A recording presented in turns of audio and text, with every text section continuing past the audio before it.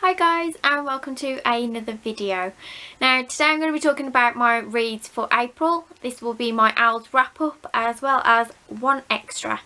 Now I am extremely pleased with myself because I did manage to finish all 12 prompts, so yay! When I thought I couldn't do it and I actually managed to, I did panic halfway through and genuinely just thought about throwing in the towel, but I continued. So I have passed all of my exams and I am free to pick whatever career I want. So when it comes to the N.E.W.T in August, I will be choosing which career I can sort of fit all the prompts in for books. So without further ado, let's get cracking. First book was A Heart So Fierce and Broken by Bridget Kemmerer. Now I had read A Curse So Dark and Lonely very recently, like literally a couple of weeks before this, and I couldn't wait to get to this. Now I genuinely thought that I was going to enjoy this a bit more than I did. It sort of felt like it was trying to pad things out to bring up to the third one. There was a lot of stuff in this that I didn't really see the point of. It sort of took the focus off Ren, it took the focus off Harper. There was a lot to do with Grey, but not as much as I had hoped, and also the entire thing itself was not as revolving around Grey as I had hoped. I really wanted this to be solely about him and possibly Harper. I don't know if that is just a personal preference because I really wanted something to happen between the two. I don't know whether it was I was hoping for something a little bit outside of the box when it comes to the Beauty and the Beast retellings. However, this did sort of fall a bit flat for me and it actually got a 3 stars. Next up was Serpent and Dove, where we follow a witch and a witch hunter who end up having to get married in order to cover up some misdemeanors. Now I saw the hype, I saw this all over YouTube, I saw this all over Bookstagram, and honestly I thought this was going to fall flat and I was going to decide whether to read this or read a small charmed book for, I think it was History of Magic, because it had to have witches in. I was going to leave this till last because I wanted to work out whether I could afford to read such a big book or whether I could fit in a small charmed book just to make sure that I got the prompt done. However, this ended up being my second read of the month, and it also ended up being my first 5-star read of the month. I absolutely adored this book. The relationship building, not just between Lou and Reed, but between other characters, not just romantically but friendship wise, it was incredible, and I just felt all the emotions. I felt everything. A few tears slipped out here and there, and yeah, it was just, it gave me all the feels right from the beginning right to the end. There wasn't a part of this where I was bored or I thought I may not like this. Straight away 5 stars. I was happy. However, this did then set me up for the rest of the month, hoping that all my other books were going to reach this standard. And next up we have The Witcher: The Last Wish. This is supposed to be the prequel, so sort of an introduction to The Witcher, and it is classed as the 0.5 book of the series. However, I think I sort of ruined the book itself purely because, one, I was not aware that these were short stories until I ended up getting further into it, so I did get a little bit confused to start with. Then I also struggled with the fact that some of the things that were involved in here were very much in the series, and I couldn't help but feel a little bit bored because I knew what was going on. I knew the sort of plot line to it. I do think that you don't need to read this going into the actual book. I also think that if you have already watched the series, you maybe can skip this because you've already been introduced to The Witcher, you already have an idea. I can't speak for the actual game itself. If you've played the game itself, I can't speak for that because I've never played the game.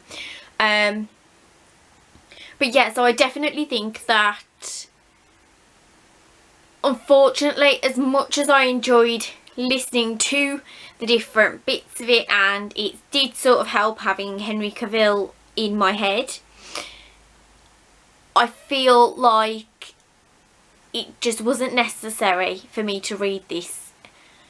I do also own the 0.75, which I'm hoping will be a little bit different because, again, if I feel like it's an unnecessary read, I am going to get bored very quickly. This did get a 3 stars from me. It was quite a high 3 stars as well because I did still enjoy listening to the stories. I did still enjoy having it on in the background as an audiobook. I don't think I'd have enjoyed it as much if I was physically reading it because, again, I would have got bored, and it was a lot easier to think of the characters as they were in the series, with it being so much like the series at the moment. Next up is a book that I don't really want to talk about because, oi. So I originally, as you all have seen in my O.W.L's TBR, I had chosen Surface Breaks for a book set by the coast or by the sea, and I got 60 pages in and just was not feeling it. It was not for me at all. The descriptions being used, the writing style, it just did not work for me at all. So rather than spending my time trying to read a book that I just didn't gel with, I decided to go for something different.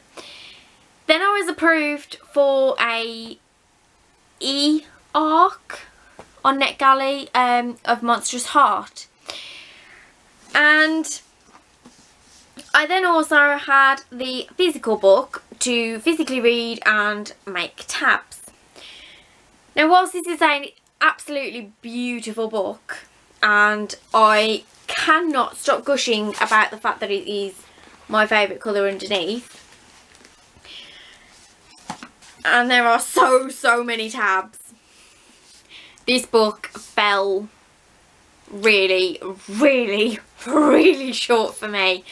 I had so many high hopes. There was talks of pirates and the Kraken and it being such a big sea adventure, when actually they spent most of their time on land, and we sort of were physically shown a baby Kraken like twice, and an actual Kraken was not part of it. It wasn't seen, shown, described. There was magic, which was great, but the world itself got very confusing. I struggled with the fact that there were no cars. Everything was sort of ships or horse-drawn carriages, but they had electricity. There was also a lot of vulgar language. Now, I don't class myself as a crude person, and I don't class myself as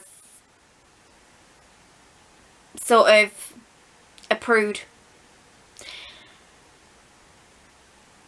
Now, I don't class myself as a prude, and I don't class myself as a vulgar person. I'm somewhere in between. However, this was vulgar in places where I felt like it didn't need to be. There was a very inappropriate comment about rape. There were several occasions where inappropriate behaviour took place and was described in some of the most disgusting of ways. That was hard enough to get over. Then throwing in the fact that there unfortunately were sentences throughout the book where literally words were missing from sentences, and it was simple words like the, of the, and because there were such simple words missing out of a simple sentence, it would stop you from reading it correctly, which then stopped you from reading at all, and it would throw me and take me back, and I would have to go back and read it because I genuinely thought that I had got myself to the point where I was so bored of it or so tired of reading it that I was missing things. Turns out that wasn't the case. Now, I have absolutely no qualms with the fact that this may be a book for some people, and yes, I understand that with sailors involved there is obviously the connotations of sailors being potty mouthed. However, that was not working for me. The constant idea of aggressiveness towards women was far too much for me and extremely unnecessary. I don't feel like that was what the book was about. It just kept being brought up, and yeah, it just didn't work for me. I also, as I said, I expected a bit more of the Kraken. When it came to exciting bits that I was waiting to happen, it was over within the space of a couple of pages, and I just... It's a beautiful book, but the contents failed me completely. I have got a review up on my blog. I have a review up on Galley and also on Bookstagram. So if you would like to read a bit more about what I thought of this book and why I gave it 2 stars, then you can feel free to check that out. I'll link that all down below. Next up we have Aurora Rising by Jade Kristoff and Amy Kaufman. Now, I thoroughly enjoyed this book. I had sort of put it off because it was going to be a buddy read with Claire, who unfortunately did not enjoy this book as much as I did. I pretty much got through this book in the space of 2 days and I loved it. I really enjoyed the squad. I enjoyed the fact that they almost became like family. It was a bunch of misfits, which I feel like you just... It's sort of a perfect thing. You can't go wrong with that sort of trope, and I am complete trash for that trope. I love people getting together and becoming family, choosing their family almost, and yeah, it was just brilliant. The only qualm I had with it was they very quickly trusted Aurora. They very quickly became very drawn to her, and it seemed, that part seemed a little bit unbelievable. Like, Tyler saved her and then all of a sudden she was like part of the crew, and they risked everything for her. So that was a little bit unbelievable. However, I really enjoyed Cal. He is my favourite. I also enjoyed the sort of relationship building between everybody. I enjoyed all the sass. I definitely cried at the end, and I cannot wait for Aurora Burning. It was just a big thumbs up for me. This was a 4 stars, and yeah, I think it was just the... It was the struggling to believe the jumping on board with Aurora straight away that sort of gave it the missing star. Next up was Muse of Nightmares by Laini Taylor, and that was for my Herbology. Now, my issue with this was I read Strange the Dreamer when I first found BookTube.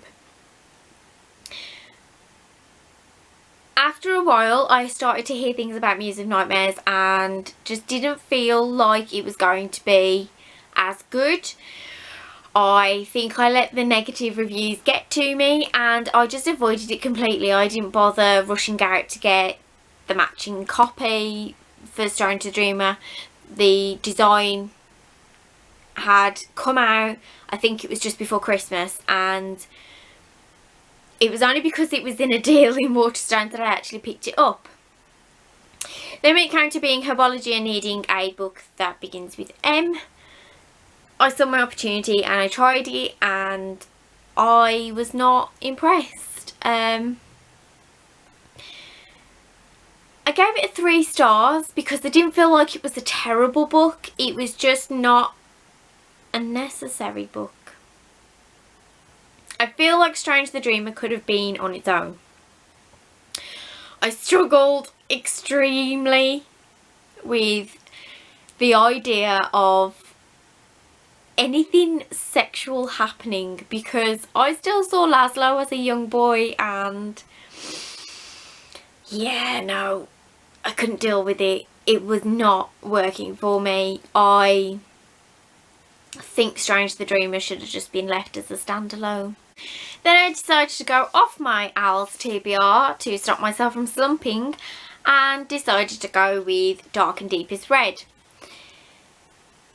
This was supposed to be a retelling of The Red Shoes and I can't help but feel like it was extremely loosely based on The Red Shoes. It involved dancing, it involved cursed shoes. However, it started to get very complicated and very confusing. To some people the shoes were a cure and to other people the shoes were the curse, but nothing was ever actually said as to what it was, whether the shoes were the cure or the curse. But then there was other bits where I really couldn't understand where they were going with it. I thought things were going to be tied up really well at the end. I thought that things were all going to come together, but it just confused me more. And especially if it is a standalone, I feel like you need that nice clean cut. I feel like you need a conclusion to be concluding, whereas this sort of felt like the final sentence was trying to make a big bang, and if anything it blew my mind. But because it confused me, I couldn't understand why they did it the way they did. It should have been a quick read because it was quite short, but it definitely did not give me the feeling that the film did. It did not, whilst I can't remember the majority of the ending to the film, it didn't give me that vibe. It didn't give me cozy feelings. I sort of enjoyed it, sort of didn't. So this got a 3 stars for me. Next up, I read Giant Days instead of Solitaire for my Muggle studies. Now, I ended up reading this on Script. It was nice and easy, really, really simple to get through. I absolutely adored this. I really, really enjoyed the sass between all 3, the fun. It was just, I am going to continue reading this. I really enjoyed it. I'm always a little bit uncertain about spending so much money on comics and graphic novels because they are quite expensive. Especially if it just, I mean, Giant Days took me 15 minutes to read. And even then that was because I was having to put my phone down and do other things and then pick it up again. So my issue with spending money on graphic novels that I will read in the space of 10-15 minutes and then may not pick up again was solved by the fact that Script have quite a few issues of Giant Days, Lumberjacks, Fence and things like that. I just thoroughly enjoyed it, so I gave it a 4 stars and I will be continuing with it. So I'd also like to thank Jade Reads purely for the fact of I wouldn't have considered picking it up as a contemporary if I hadn't have watched the YouTube video where she is vlogging her owls and she suggested it. Then we had Clockwork Prints, which I read physically but also listened to on Script. And audiobooks definitely have helped me get through this month. I originally went into this not massively loving Clockwork Angel. So I wasn't expecting much from Clockwork Prints. However, I fell in love with Jem, and also my hatred for William completely evaporated towards the end of this book, and I'm completely devoted to him now, apparently. It was all it took. I really enjoyed how the shift in characters came about. I am loving now getting invested, although I realise it's a little bit late to be getting invested because there now is only Clockwork Princess after this one. So I realise I'm getting invested quite late in the series. However, I thoroughly enjoyed this. This got a 4 stars for me, and I am happy to be continuing rather than just sort of plodding on. Then I read Witch Sowing by Den Patrick. I also had this as an audio book because, again, easy to listen to while I'm doing housework and things like that. This was on script, and it literally took me 2 days to read because I could not stop. Once I had started, the idea of magic and dragons and amulets, like, I didn't even know that there was going to be dragons in this. So as soon as they mentioned it, I was over the moon, completely thrilled with this. I would thoroughly recommend this to anybody who enjoys witchcraft, slight magic, dragons, adventure. It also gives me slight Assassin's Apprentice feels, just because of the main character being an underdog and sort of nobody's quite sure what to make of him. He's the male who should be the alpha male. He should be the heir for his dad. But it's just sort of almost like he is the scapegoat for his sister. And yeah, I definitely got those feels from it. It was such a good read. It was a fun time. I enjoyed it. It got 4 stars. The only thing I think that sort of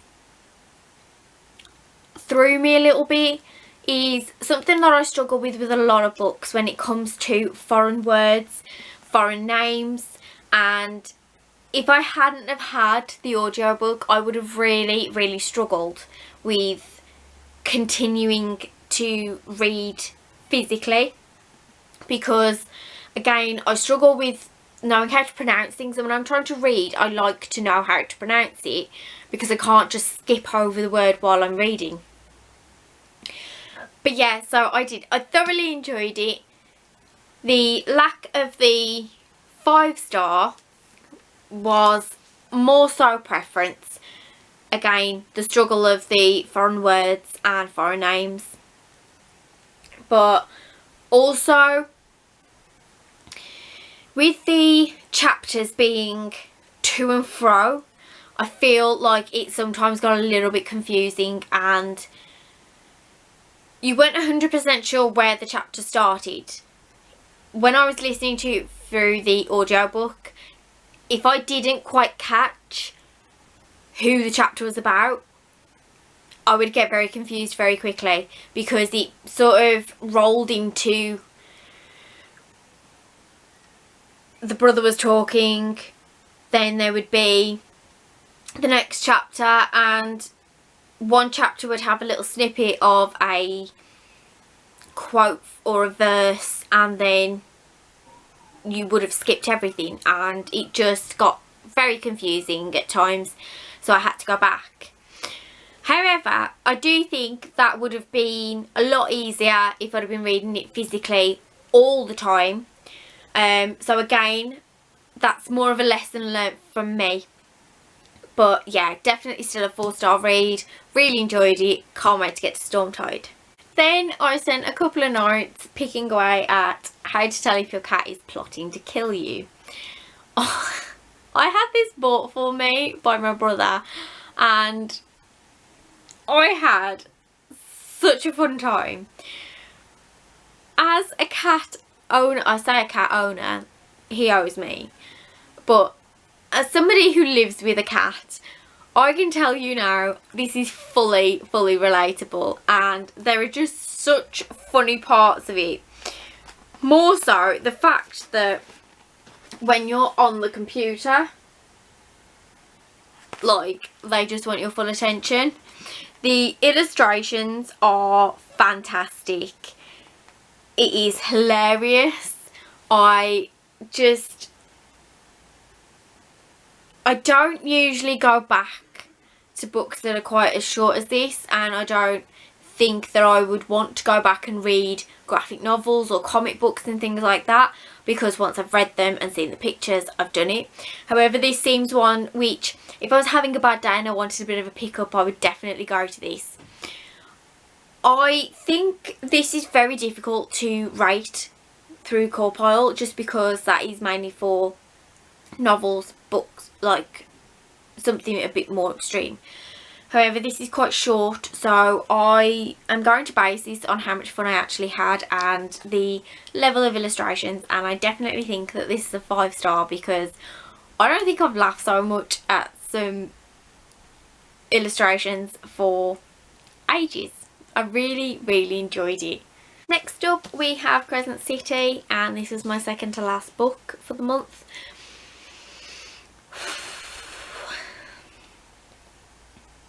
I don't even know where to start with this. Now, I'm going to have to try and talk about this without crying, because last night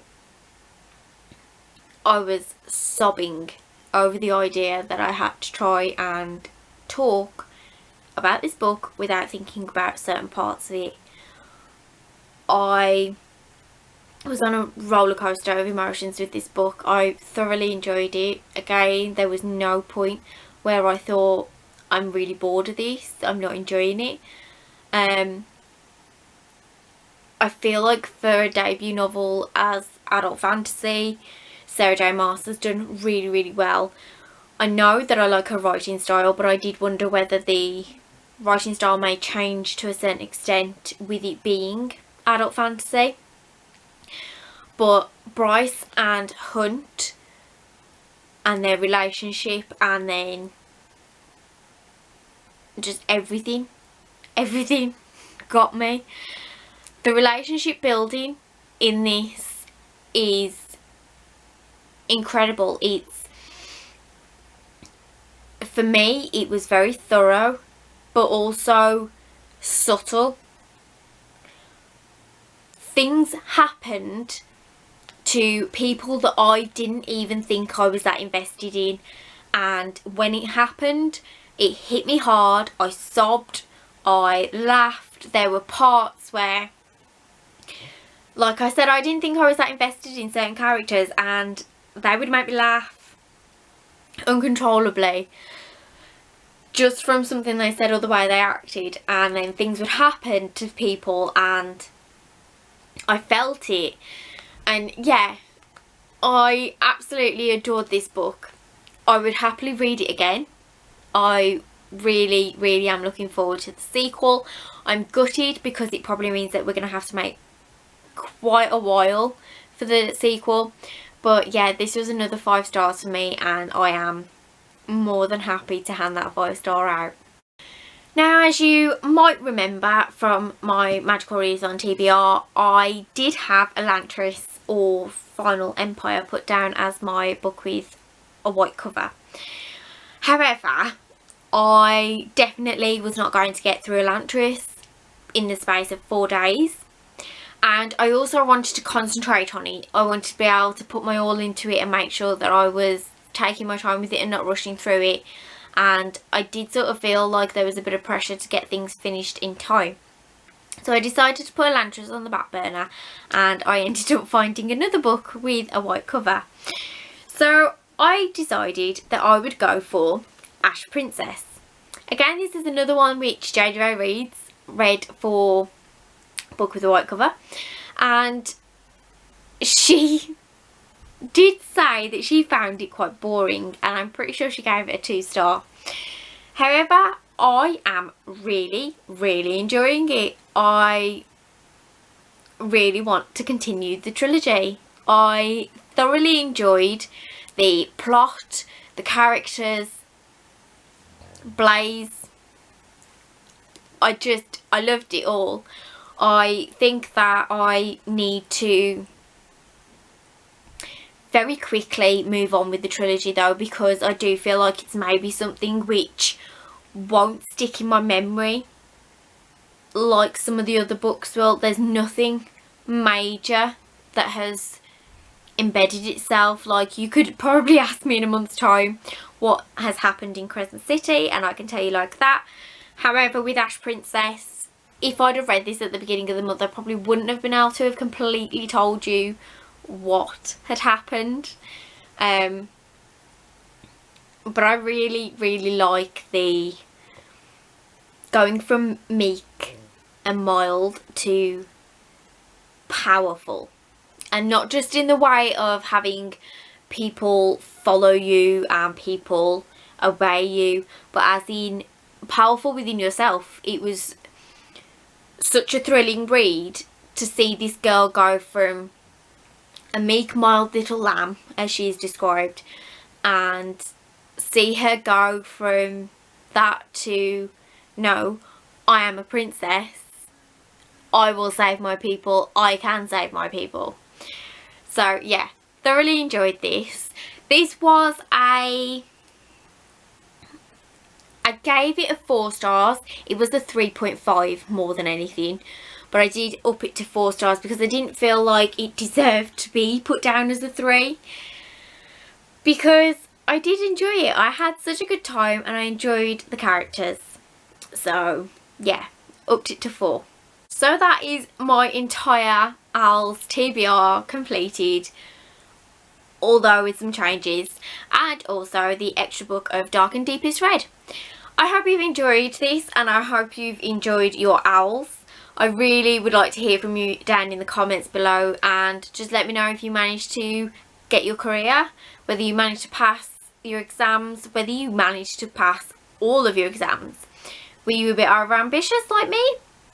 Who knows? If you enjoyed this video, then don't forget to hit the like down below and subscribe if you haven't already. I will see you in the next one. Bye!